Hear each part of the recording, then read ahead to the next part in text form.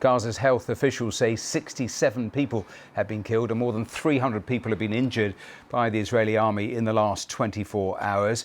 Israeli forces intensified strikes in Gaza City on Sunday. Airstrikes were also reported on tents, homes and the Farabi school.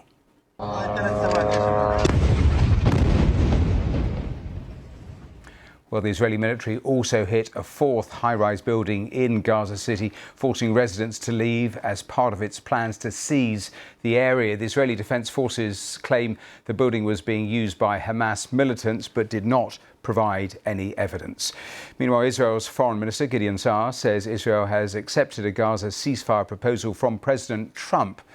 On Truth Social, Donald Trump issued what he called a last warning to Hamas to accept a deal to free Israeli hostages. Hamas says it's received ideas from the United States via mediators on how to reach a ceasefire in Gaza. One other development, Spain has announced a series of measures, including an arms embargo, saying it was aimed at stopping the, quote, genocide in Gaza. The measures also include a ban on vessels carrying fuel for the Israeli military from using Spanish ports.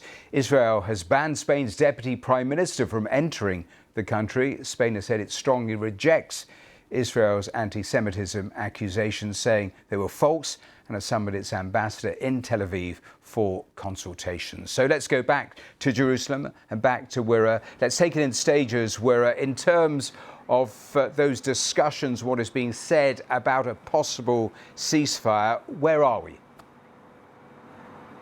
Well, look, the war in Gaza is intensifying. Israel has promised to send land troops, soldiers into Gaza to occupy and control Gaza on the ground, not just from the air, as we've seen in recent days. That threat is still there. The Israeli Defense Minister said this morning that there would be a tornado over Gaza. There is, though, this supposed peace plan offered by Donald Trump on the table, which could lead to a ceasefire, the release of hostages and a ceasefire agreement.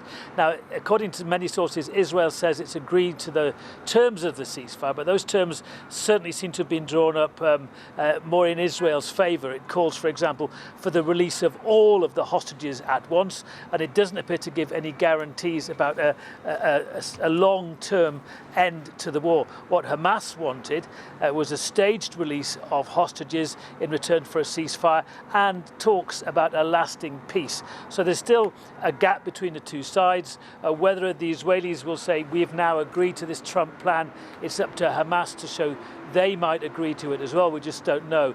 In the meantime, that war on Gaza is intensifying, particularly in and around Gaza City. Israel, as you saw there, has blown up another high-rise building in Gaza City in the last 24 hours. More than 60 people have been killed in Gaza during the same period.